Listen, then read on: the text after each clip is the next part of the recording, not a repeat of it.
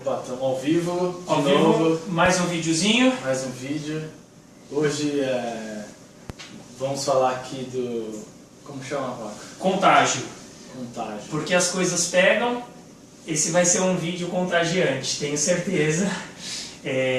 O autor é o Jonah Berger. Antes de começar a falar rapidinho aí sobre ele, né? Jonah Berger, norte-americano, e ele é professor de marketing da Universidade da Pensilvânia. Então, antes de ser professor, ele era já pesquisador, sempre nessa área de marketing. A área de comunicação é o que sempre foi o foco de interesse dele. E ainda hoje ele continua nessa área de pesquisas e ele continua sendo autor também de diversos artigos. Eu até dei uma pesquisadinha na internet, se coloca o nome dele, um monte de artigo dele. Infelizmente tudo em inglês, para você não é problema, para mim eu ainda enrosco um pouquinho. Você dizia tá? que ele é professor de marketing. Professor de marketing na Universidade da Pensilvânia. Tá, E bom, essa é uma breve historinha assim, só para situar quem é o autor do livro. Mas bem legal, vale a pena. Ele é um livro que não é tão grande quanto os outros que a gente falou nas outras semanas, né? Tanto o 8Ps como o Hooked eram livros maiores, mas esse livro ele é muito denso de conteúdo. Nele que eu comecei a usar os post-its, que a gente já tinha até comentado no vídeo passado, né? Exatamente, nada de rabiscar livro, porque o livro depois ele tem que ir lá para a livraria para a gente revender ele sem rabisco, tá, gente? Mas muito bom. E aqui nos post-its não tem nem metade do que ele tem de conteúdo. É com certeza um livro para ser lido e relido. É muito bom mesmo. O cara conseguiu escrever um livro realmente contagiante, tá? Bom, o que é o contágio? O que a gente quer quando a gente produz um vídeo, quando a gente lança um produto, quando a gente tem uma ideia, quando a gente tem um site na internet? A gente quer uma coisa viral. Viral, faz um viral pra mim. Isso, você tem uma fórmula para fazer um viral? Sim e não. Sim, não. Não dá pra gente falar assim, não, vou seguir essa regra e vai sair um viral de repente. Mas existem várias regrinhas, que é o que a gente vem comentando ao longo aí das últimas semanas, que vão contribuir para que o que a gente faz estoure, para que o que a gente faz se torne viral. E a gente tem que ir seguindo aos poucos essas regrinhas. E é difícil, porque é muita coisa para você lembrar e para você pensar. Então, como que a gente faz isso? Bom, tentando constantemente e seguindo aí os aprendizados que a gente, dos livros, da internet, dos nossos vídeos, dos nossos bate-papos. Mas ele faz alguma ligação com o vírus mesmo? Não sabia, com um contágio, né? Como se contagia um vírus? Nesse livro ele não menciona o vírus. Tá. Essa analogia com o vírus tem no livro que a gente provavelmente vai ser o meu da próxima semana, depois do seu, que é o Marketing Boca a Boca. Lá ele faz diretamente esse link com o vírus mesmo. Ele até faz uma visualização assim, mas a semana eu tenho um que vem a gente fala. Acho que eu vou falar, não sei se na próxima, mas que chama plataforma sobre plataformas. Pensamento, eu não sei em português não. Aí ele fala como o vírus funciona. Bem como esse lance mesmo de que pode pegar em em outro e de repente... não sei o quê. Tem muito a ver, porque aqui a gente já começa o livro, na verdade, comentando sobre um fato que a gente falou a semana passada no Hooked e falou no 8Ps, que é assim, que é daquela pessoa principal, né? Então, quem é aquele indivíduo que vai fazer se espalhar, né? Então, tem isso sim, é a mesma coisa o vírus. De repente, se você está doente, mas você é uma pessoa caseira, que não viaja, que não tem muitos amigos, dificilmente o seu Vírus vírus se espalha. Verdade. Agora, você é um cara que viaja pra caramba a trabalho, a negócios, pega avião, fica em ambientes fechados, sai para barzinho com os amigos, seu vírus vai se espalhar mais. Tá? Tem alguns princípios que seguem. Ele começa o livro dando um exemplo de algo que se tornou contagiante lá nos Estados Unidos e que é até um pouco difícil de acreditar. Você pagaria $100 ou R$100, né? Vamos dizer assim, 100 dinheiros em um sanduíche de queijo com carne? Não. R$100 num sanduíche de queijo com carne. Bom, aí ele fala que na Filadélfia, onde foi montado esse restaurante, que vende um sanduíche de queijo com carne a $100, é muito tradicional. Então, assim, a refeição típica da Filadélfia, eles chamam lá, que é o sanduíche de filé com queijo. E todos os restaurantes, todos os barzinhos têm... Philly steak, alguma coisa assim. Eu não sabia nem inglês, mas você já associou, já ouviu comi. falar. Mas não é esse de $100, tá? Normal, bem barato. Então, e tem em todo lugar, como tem o nosso Bauru aqui. E aí, como que esse cara conseguiu fazer as pessoas comprarem, comerem e falar muito de um sanduíche de $100? É porque não é um sanduíche, é o sanduíche. É feito com carne Kobe finamente cortada, com queijo da melhor qualidade, com pão caseiro. E ele serve esse sanduíche com uma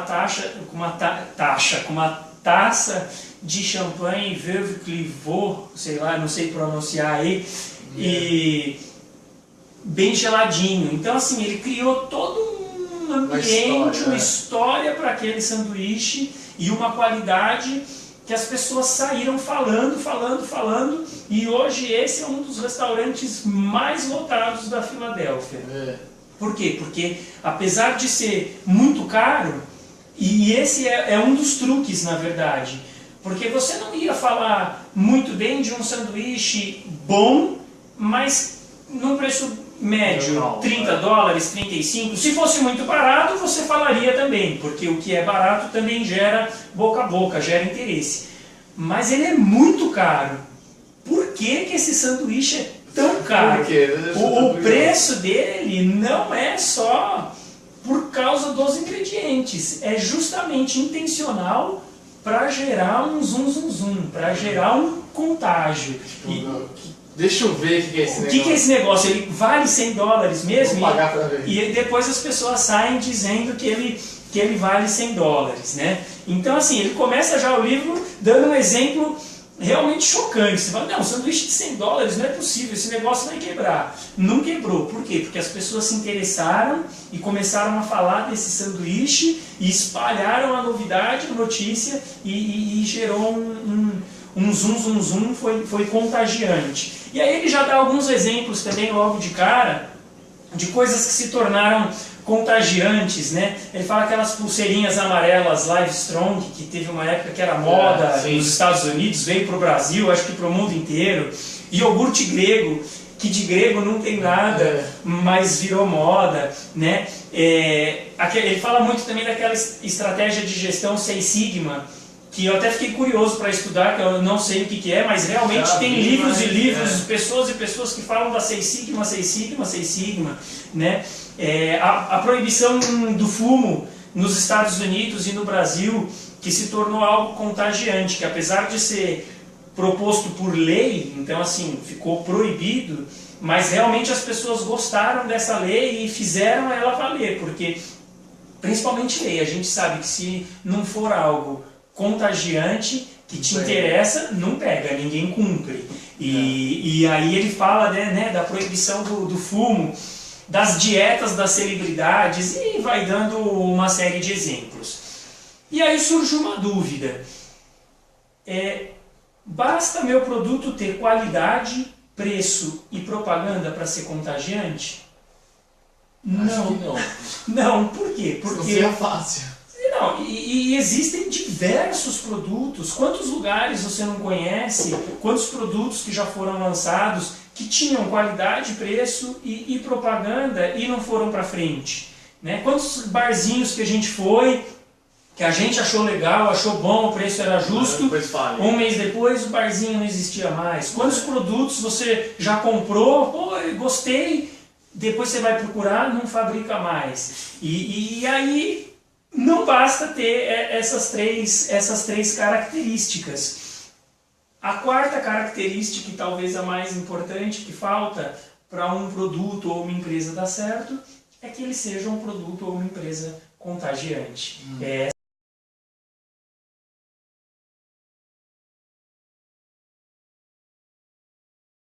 É melhor do que um anúncio.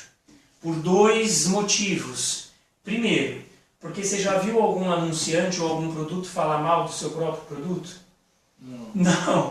Todas as propagandas que a gente vê na televisão, no jornal, na revista, sempre o meu produto é o melhor. O que deixa mais branco, o que te leva mais longe, o que faz mais por você, não tem defeitos, não tem nada de ruim. Todos os produtos são iguais. Todos os produtos são iguais, isso é o que a publicidade passa. Então, esse é o primeiro ponto, que o boca a boca é melhor. O boca a boca, ele não vai falar só das coisas boas ou não vai falar igual a todos os outros. Ele vai falar aquilo que realmente você sentiu ou percebeu daquele produto. E o boca a boca, o segundo ponto que ele é muito importante, é porque a gente confia nas pessoas. A gente ouve o boca a boca, geralmente de um conhecido, de um amigo, de um parente, de pessoas que a gente conhece e confia. Então, quando eu recebo a informação sua, eu vou dar muito mais credibilidade a ela do que da informação que eu vi num anúncio de revista ou num anúncio de jornal. É parecido com o que a gente falou no Hooked, né? Sim. Que tem o ciclo, semana passada a gente falou do Hooked, que é como criar produtos que formam hábitos. E aí ele tem aquela parte lá do investimento que a pessoa faz, aí depois ela volta a usar o produto, aí outra pessoa vê ela usando e usa também, e o negócio cresce, porque um indica o outro. Senão não há o crescimento. O fator mais importante do crescimento não existe se uma pessoa não conta para a outra. Tá totalmente ligado, né? E aí ele, seguindo adiante, ele passa uma informação que eu realmente achei muito interessante. Esse livro ele foi escrito no final de 2014, então está super atual. E ele faz uma pergunta: hoje, a maioria do boca a boca é feito online ou offline? A maioria do boca a boca é feito online ou offline? Você acha que as informações, né, como as pessoas teoricamente viaja mais rápido na internet, né? Mais rápido, mas assim... mais forte, talvez no offline. Você tem um chute de uma estimativa? Não. 7% do boca a boca é feito online. Apenas 7%. Os outros 93% do boca a boca é feito offline. Porque apesar da internet estar tão forte, tão presente na nossa vida, ainda, eu não sei no futuro, mas ainda a gente vive mais no mundo offline do que no mundo online. Você entra num ônibus, você vai de carro para o serviço, pega carona, sai com os amigos, está no trabalho conversando com as pessoas, vai almoçar com os colegas de trabalho, se encontra numa reunião de família. Então, assim, o verdadeiro boca a boca, ele ainda acontece offline, ele ainda acontece fora do mundo online. Apesar de ser um grande impulsionador, a internet hoje, na verdade o que a gente busca, né, é ter esse impulso, né, dos vídeos, dos posts e etc. E o que também é importante para você ter algo contagiante, não é só um produto, você não pode só se focar no seu produto, você tem que focar na mensagem. Você focar apenas no produto e não pensar na sua mensagem, como que as pessoas vão falar sobre isso? Se o seu produto não tem mensagem... É que nem Samsung versus Apple, né? Samsung fala eu tenho 10 GB, não sei o que, câmera, não sei quantos megapixels, não sei o que, não sei o que. Sim, só foca no produto. E a Apple fala mais da história, eu uso a Apple. Por que você usa, por que é bom.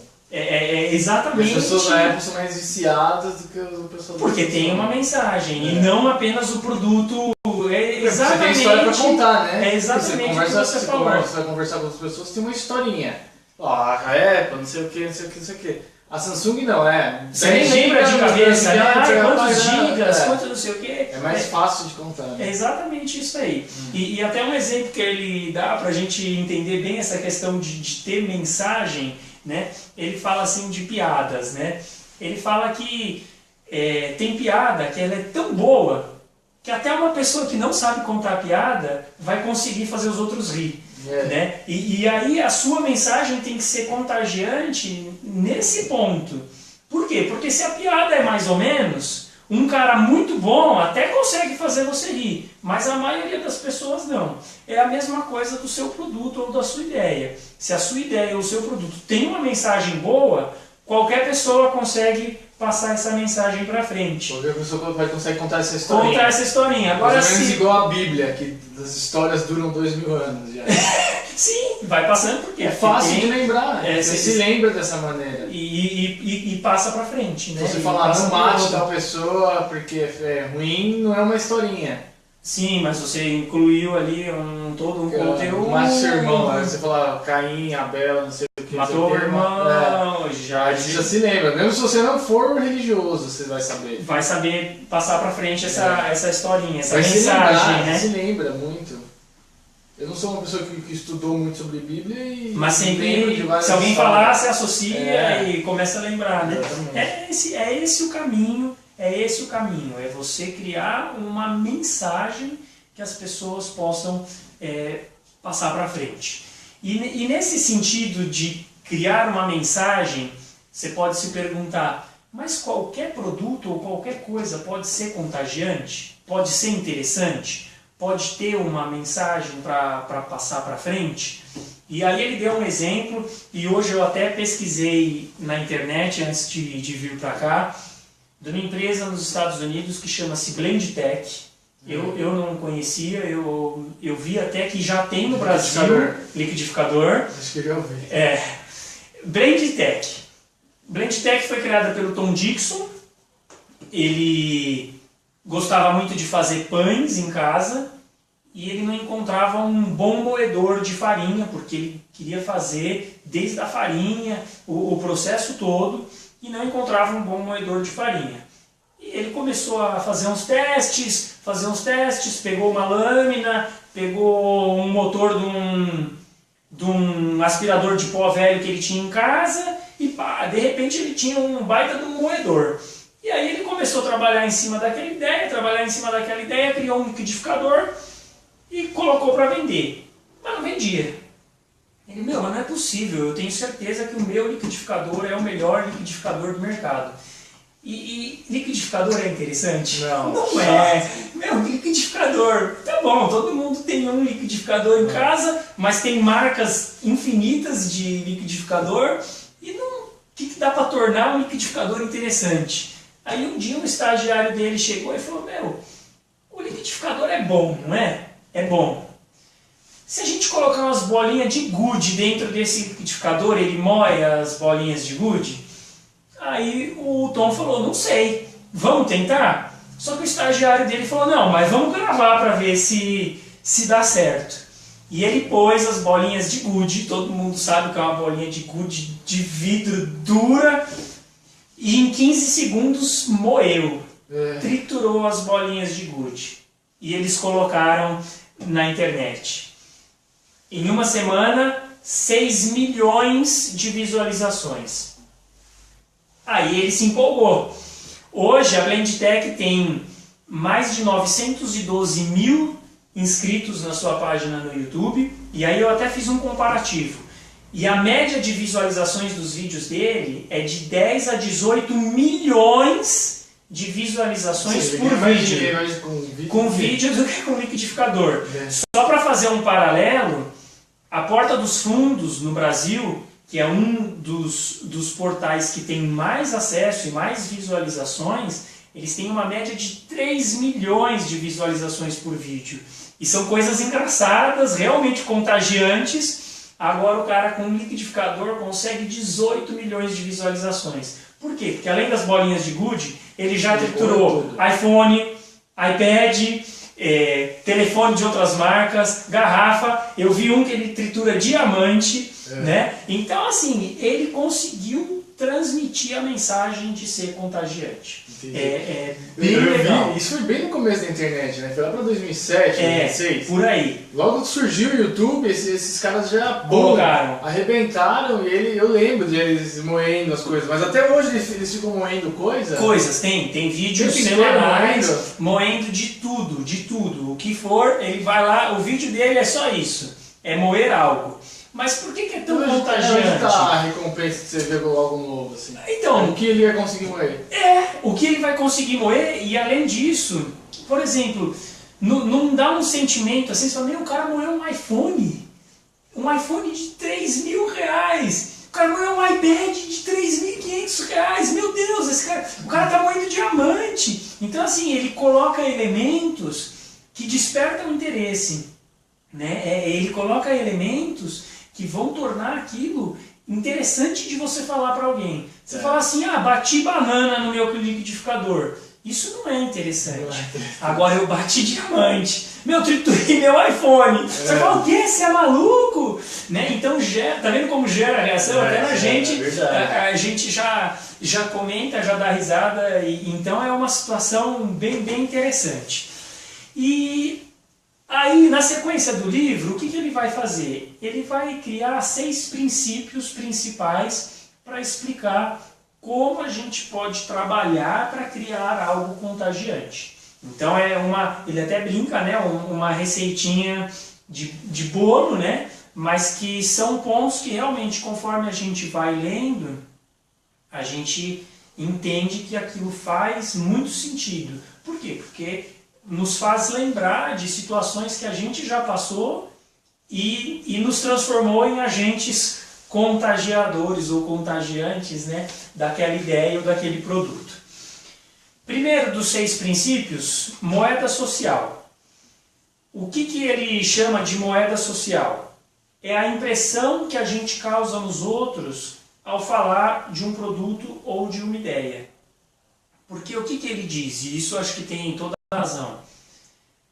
Ninguém gosta de parecer mais burro que os outros, ou mais pobre que os outros, ou mais nerd que os outros, ou menos descolado que os outros. A gente sempre vai tentar, de alguma maneira, parecer de acordo com aquele meio que a gente está vivendo no momento. Né? Então, não que a gente vai criar mentiras, não é esse o ponto dele, mas ele coloca que a moeda social é algo que eu tenho que falar para me integrar naquele grupo, para parecer bacana, para pertencer àquela sociedade em que eu convivo.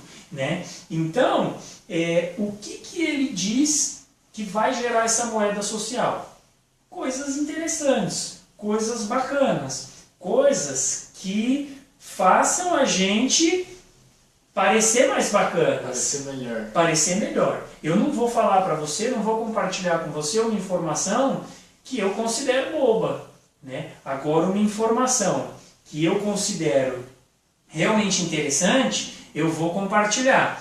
Aí ele dá um exemplo muito legal, diz que em Nova York tem um barzinho que chama Please Don't Tell Me. Esse barzinho, ele fica no fundo de uma lanchonete bem futreca, bem feia, é uma cabine telefônica daquelas estilo Super-Homem, e quando você entra na cabine telefônica, você digita um código e a porta abre para você. E aí é um barzinho subterrâneo lotado. Como que você faz para entrar nesse barzinho ou para descobrir que ele existe? Só pelo boca a boca. Eles não fazem anúncio, eles não divulgam, eles não fazem nada, até o nome, né? Please Don't Tell Me. Então, isso já gera uma moeda social fantástica. Eu chegar para você e falar, só eu conheço, olha só, é um barzinho escondido, é fantástico, só por indicação. E o que eles fazem quando eles entregam a conta para o cliente? Eles dão um cartãozinho, todo preto, só escrito Please Don't Tell Me, e um telefone embaixo. Ou seja, ele quer que você fale para os outros, mas de uma maneira que você ache que ele não queira que você fale. E esse telefone é o código para entrar. O telefone é o código para entrar. Né? Então é realmente assim incrível, porque é uma informação muito bacana eu te falar sobre algo exclusivo que só eu sei, que ninguém mais sabe como que entra, mas eu vou te passar um código secreto que sem querer o garçom me passou. Lá em Guarulhos, a gente vai com meus sogros, a gente vai num bar, num pub, que só entra se você for convidado por alguém. Mais ou menos essa ideia. Não tem isso, mas eu até vou sugerir pro cara. Ó a ideia, né? Ideia, please don't tell me. E quando você para na frente, você até acha meio esquisito. Você fala, não, essa que é isso? Mas é mais ou menos. Segue a mesma linha. Não tão forte quanto esse, mas... Mas né, deu para entender o conceito de moeda social. É o falar coisas interessantes. Que... É algo como recompensa social no Hooked lá. Sim, mesma coisa, exatamente. Eu vou postar no Instagram para as pessoas curtirem e eu me sentir bem. Bacana, né? Uma informação interessante, algo. Né? Isso é a moeda social, primeiro dos 6 princípios. Segundo dos princípios que ele nos fala, que o nosso produto ou nossa ideia tem que ter, são gatilhos. O que são os gatilhos? São os estímulos no dia a dia que nos incitam a pensar em coisas relacionadas ao meu produto ou à minha ideia. Então, se eu tenho uma clínica veterinária e eu viro um cachorro na rua, eu lembro cachorro veterinário, tá associado, são coisas que estão associadas. Né? Ao mesmo tempo que se eu preciso de uma geleia ou de um requeijão ou de alguma coisa, eu lembro do supermercado ou da padaria. Né? Se eu falo de um sanduíche de queijo, o que eu lembro? Eu lembro daquele sanduíche de queijo de $100 da Filadélfia.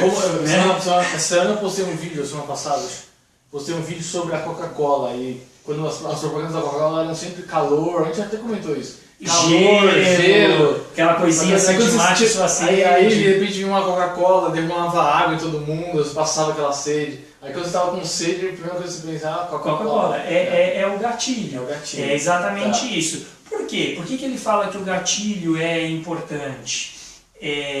Porque a gente fala de coisas que vêm à nossa mente, que vêm à nossa cabeça. E durante uma conversa, em casa, no barzinho, no almoço, qualquer coisa que está ao seu redor pode te fazer recordar de alguma coisa. Então, o que o gatilho é? É você fazer o máximo possível para associar coisas do dia a dia das pessoas ao seu produto. Sem gatilhos, dificilmente a gente vai lembrar, porque são tantos assuntos, quando a gente se encontra, a gente fala de uma coisa, de outra, de repente você esqueceu. Agora, o gatilho é justamente isso, é associar e planejar os seus produtos de maneira que o meio ambiente daquele seu público-alvo, preferencialmente, né, sempre faça a pessoa lembrar do seu produto. Tá. Quando a gente fala dos princípios, só fazendo um pequeno parênteses, não é que todos os produtos, ou todas as ideias, ou todos os vídeos, todos os posts, etc., tem que ter os 6. É lógico que quanto mais princípios você conseguir agregar, maior ainda a chance de viralizar. Tá. Mas muitos dos produtos ou das ideias que ele vai exemplificando, às vezes tem 1 ou 2, ou às vezes 3, né? Então é só lembrar disso, que não é que tem que incluir os 6, porque ficaria, dependendo do caso, praticamente impossível. Terceiro dos 6 princípios é a emoção. Coisas que emocionam a gente, e emoção não é só emoção de ter lágrima nos olhos. Algo, né? Que toca emocionalmente. Que toca emocionalmente. Coisas que nos emocionam, geralmente a gente tem a intenção de compartilhar essas coisas. E aí ele dá um exemplo bem interessante, e depois ele até fala de uma emoção e algumas coisas que pode até ser efeito negativo.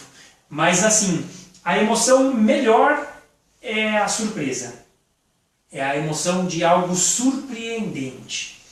E ele volta no exemplo do liquidificador. É surpreendente um liquidificador triturar iPhones, bola de gude, diamante e tudo mais que você imaginar. Por isso que o liquidificador e os vídeos do liquidificador deram tão certo e tem milhões e milhares de curtidas, de visualizações, etc. Tudo que a gente lembra de emoção, por exemplo, uma causa social, é emocionante. Você se toca com aquilo, então você compartilha. Essa questão da emoção, ele considera às vezes uma das mais importantes para você conseguir fazer algo contagiante. Mas é importante lembrar que as emoções têm que ser emoções fortes, do tipo surpresa, ou muito alegres, muito engraçadas, ou muito raivosas. Ele comenta vários exemplos de que quando a gente está com raiva, a gente também divulga isso para o mundo inteiro. E um exemplo bem bacana é um que ele passa para a gente, da United Airlines, um rapaz de uma banda de garagem dos Estados Unidos, pouco conhecida, estava viajando, teve que despachar a sua guitarra e a guitarra, infelizmente, chegou ao destino final quebrada. Ele passou 9 meses tentando entrar em contato com a empresa para resolver seu problema. Em nenhuma das ocasiões ele foi bem sucedido. Uma vez não era culpa da companhia, outra vez era culpa do aeroporto, outra vez a culpa era dele, outra vez eles iam reembolsar, mas não reembolsavam, outra vez a guitarra valia mais ou menos. Chegou um ponto que ele se cansou e ele fez um vídeo mostrando, fez uma musiquinha, mas mostrando o sentimento de raiva dele para com a companhia. 9 milhões de visualizações em menos de uma semana. Os caras entraram em desespero da companhia aérea, entraram em contato com ele para, pelo amor de Deus, ele tirar o vídeo, que eles iam pagar a guitarra. Por que o vídeo viralizou? Porque tinha emoção. E era uma emoção de raiva e de frustração. E uma emoção que muita gente sente também. Sim. Ele tem problema com bagagem no aeroporto. Né? Coincidiu tudo e ele atingiu o objetivo dele, que era de ser ressarcido pelo valor da guitarra. E no final ele ainda falou, olha, ele passou tanto tempo, eu já comprei outra guitarra, e ele acabou doando para uma instituição de caridade o valor que a companhia aérea ressarciu, e a banda dele começou a bombar. Não virou um Rolling Stones, mas cresceu pra caramba, né, com essa coisa da emoção. Então é muito interessante. O quarto princípio que ele passa para a gente é público. O nosso produto ou a nossa ideia, ele precisa ser algo visível ou estar visível para o público. Não adianta nada a gente fazer alguma coisa e manter escondido. Você compra algo que você não vê, que você não conhece, então assim, você tem que criar produtos ou ideias com o intuito de algo que seja público, que se torne público para as pessoas conhecerem. Esse princípio ele é meio óbvio, é uma coisa assim, você fala, pô, mas lógico, tem que ser visível, tem que se tornar público. Mas ele dá alguns exemplos que a gente entende melhor, e um dos mais clássicos é assim: quando você está procurando um restaurante, supondo que você foi num lugar que você não conhece ainda os restaurantes, ou às vezes você até conhece alguns, mas não conhece todos. Aí você vê um vazio, um mais ou menos, um cheio. Geralmente qual que você escolhe? O cheio. E todo mundo vai no cheio, né? E aí ele até fala, pô, é comum ter restaurantes que põem as pessoas primeiro nas mesas perto da janela. É comum você ir para uma balada ou para um barzinho que lá dentro tá vazio, mas eles seguram as pessoas na porta para formar fila, para parecer que tá cheio. A gente sempre reclamou disso. Mas sempre foi na droga do lugar que tá cheio. Isso é tornar público, né? Outro exemplo que ele dá muito interessante, esse pessoal que fica na rua assim, tocando para ganhar uma gorjeta, você sempre passa e sempre tem dinheiro lá. Não é possível. Será que eu sempre passo atrasado, vamos dizer assim? Não, as pessoas elas já colocam umas moedas, umas notinhas ali para ficar público que ela porque a gente quer. Vai atrás de onde está Onde está ali, se alguém... a boiada passou. Exatamente, exatamente. Aí seguindo nessa questão, né, do público, é isso, onde a boiada passou. Ele fala até uma frase no livro, eu nem coloquei aqui, não ia citar, mas já que você falou da boiada, mas ele fala assim, macaco vê, macaco faz. O ser humano, ele é uma coisa assim de imitação incrível. Né?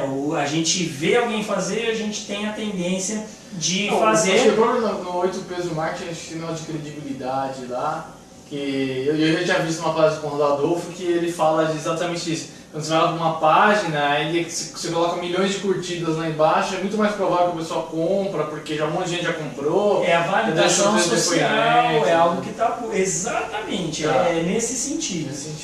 E outro exemplo que eu achei bem legal, ele fala do crescimento do Hotmail. Quando o Hotmail foi lançado, ele foi o primeiro que não precisava de um servidor, você não precisava ser assinante da AOL, UOL ou nada disso, e gratuito. E embaixo de cada mensagem vinha escrito assim, obtenha seu e-mail grátis. O que você, quando recebia um e-mail do seu amigo, você lia e embaixo você via aqui. Você fala, mas meu amigo tem, e é grátis, vou ter também. E em poucas semanas, né, o Hotmail saiu de 0 para milhões. Né? É verdade, cara. Isso é interessante porque a própria, se você for ver a história do Hotmail, os caras, eles tinham pego, um investidor tinha botado $200 mil no Hotmail, logo no começo. Isso ele os caras trabalhavam numa empresa, e eles falavam, a gente precisa de um e-mail, eles estavam montando um negócio, e os dois caras precisavam de um e-mail para trocar ideia que não fosse dentro da empresa, porque senão ia ser configurado como sendo uma ideia da empresa. Entendi. Aí eles criaram o Hotmail. Aí eles viram que era legal, e aí veio um investidor, botou $200 mil. Aí eles falaram assim, não, a gente vai gastar $200 mil em outdoor. Aí o investidor falou assim, o investidor anjo, né, falou assim para eles, não, vocês não colocam embaixo essa mensaginha? Essa mensagenzinha do obtenha seu e-mail grátis. Aí eles cresceram, eu sei que em 1 ano e meio depois eles foram vendidos por bilhões, não sei quantos milhões lá já. É muito bacana. Outro exemplo, para entender bem essa questão do público, que é o que eu falei, no começo parecia que era algo muito óbvio, né? Você falou, mas é lógico que eu vou criar algo para as pessoas verem, quererem, mas como que a gente faz isso? Melhor pôr uma mensaginha mínima que não custa nada do que gastar 200 mil em outdoor. Outro exemplo muito interessante é o seguinte, diz que um grupo de amigos na Austrália certa vez resolveu deixar o bigode crescer. Mas não tinha motivo nenhum, eles deixaram o bigode crescer, de repente eram 3, aí eram 5, no final tinha 30 amigos que deixaram o bigode crescer. Por um mês, durante o mês de novembro. No ano seguinte, esses amigos falaram, mas no ano passado a gente não fez nada, deixou o bigode crescer e de repente 30 pessoas já tinham deixado o bigode crescer. Vamos inventar um negócio esse ano? Vamos deixar o bigode crescer para promover uma campanha de conscientização sobre o câncer de próstata. E aí eles começaram a divulgar isso, que no mês de novembro era o mês de deixar o bigode crescer para arrecadar fundos e conscientizar os homens sobre a importância de fazer o exame de próstata. Eles conseguiram $54 mil nesse ano. E onde que está o público disso? É que na Austrália, quando todo mundo via um homem de bigode, que é algo que não é mais comum hoje, ter só aquele bigode assim, a pessoa já, pô, olha os caras do bigode lá do câncer de próstata, vamos ajudar. Então assim, como que você divulga uma campanha? Como você torna ela pública, visível? Esses caras tornaram essa campanha visível deixando o bigode. Quando alguém batia o olho no bigode deles, lembrava da campanha né? E é uma campanha que vem sendo desenvolvida ao longo dos últimos 10 anos e cada ano é mais e mais sucesso. Putz, eu vacilei, eu não escrevi, mas se colocar bigodes da Austrália, aparece.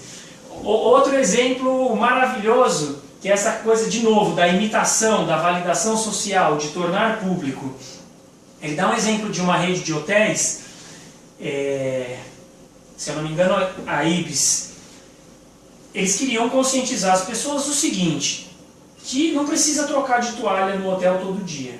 Ninguém troca de toalha em casa todo dia, pelo menos ninguém que eu conheça e que seja sensato.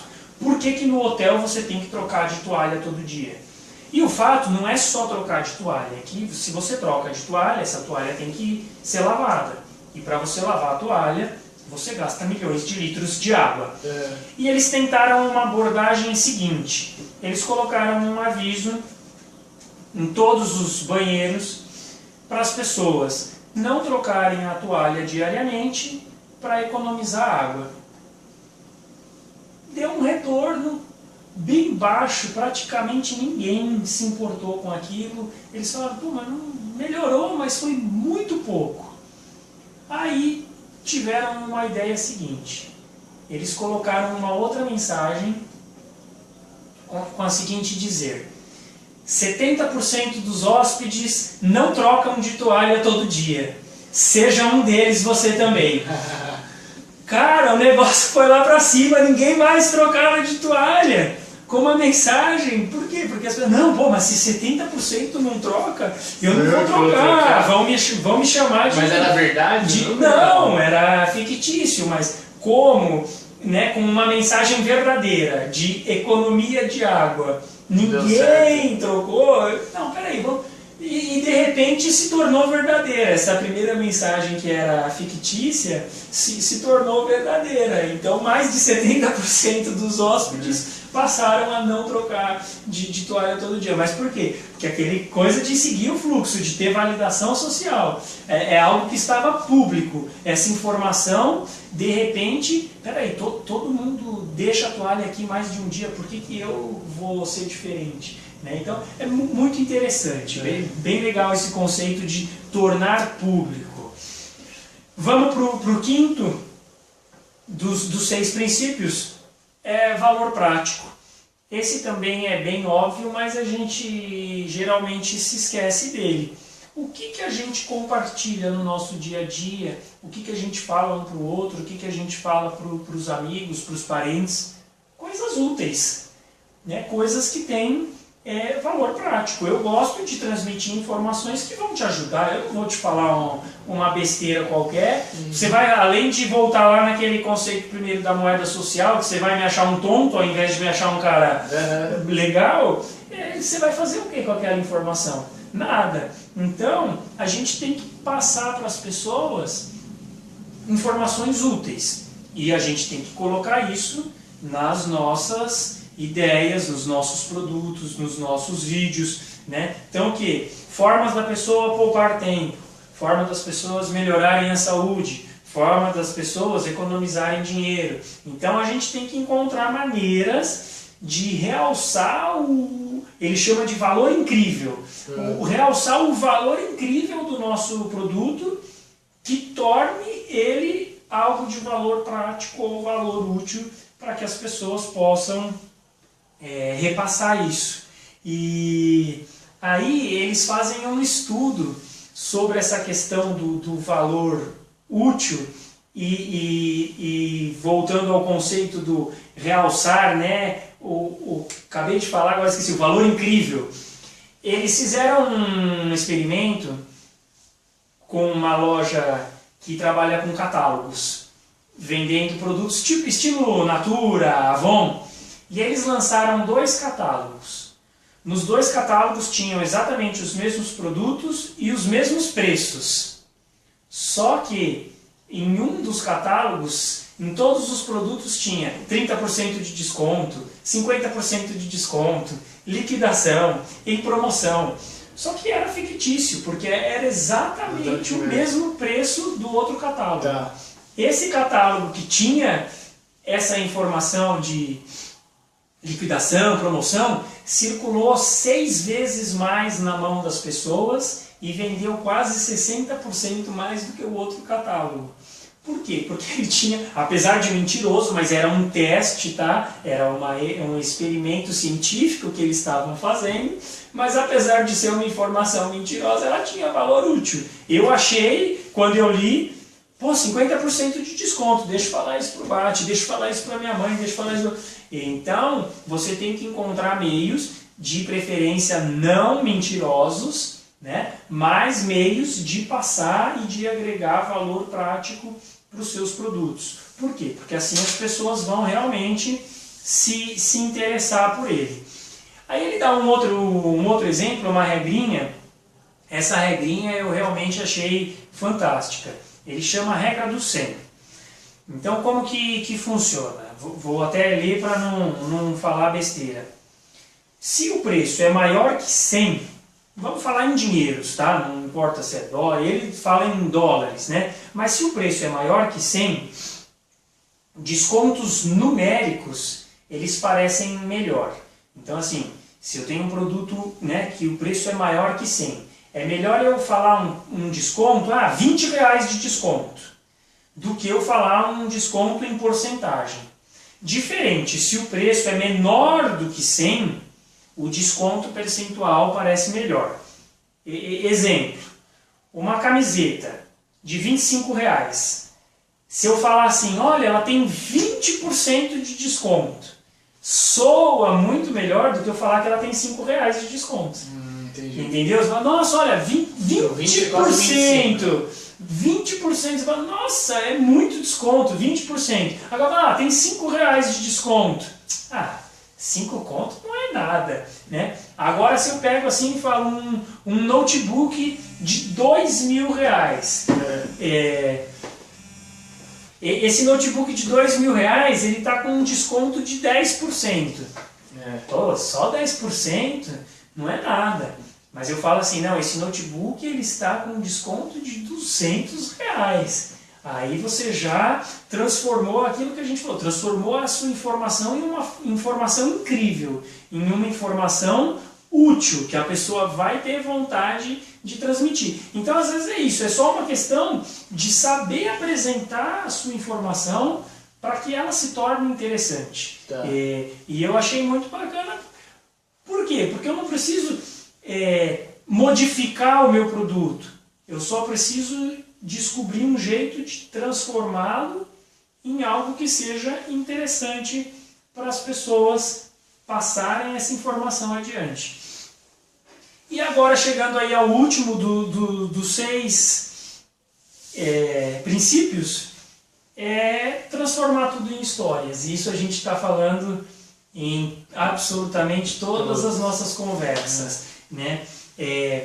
Por quê? Porque ninguém fala informações técnicas do nada, a não ser que seja uma conversa realmente técnica com pessoas daquele momento. Você não vai sair por aí dizendo dados técnicos de produtos só porque você lembrou deles, e dificilmente você vai lembrar desses dados técnicos dos produtos. Pixels. Eu vou chegar para você e falar, então, sabe aquele Samsung 10 GB, 12 pixels? Não, tem que estar contextualizado. Já comeu aquele hambúrguer de 150 gramas, pão de 200 gramas com queijo... Exatamente, você não fala. O que você fala? Pô, já comeu aquele hambúrguer lá da Burger Map e tal, que é super gostoso, a gente chega lá, tá sempre cheio... hambúrguer, não sei o quê.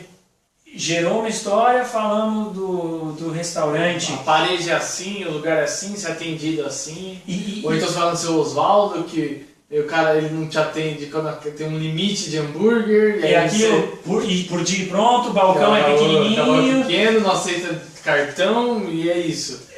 mas são histórias. Uhum. A gente está falando disso sempre, então é importante que todo mundo se lembre. Criar histórias. E ele menciona o seguinte, criar histórias em que seja obrigado, em que a pessoa mencione em algum momento o seu produto.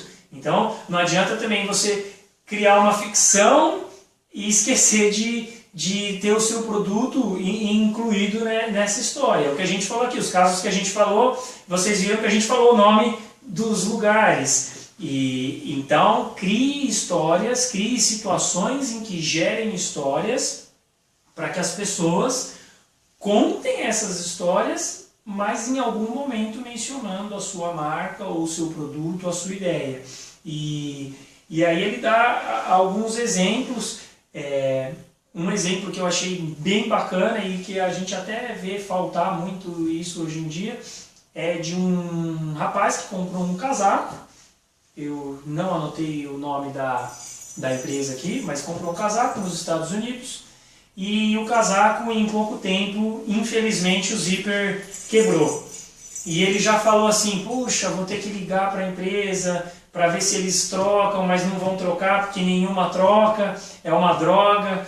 Já meio transtornado, ligou e a primeira coisa que a atendente falou para ele foi: o quê? Um zíper do nosso casaco quebrou? Não, vou te mandar outro casaco, me passa seu endereço.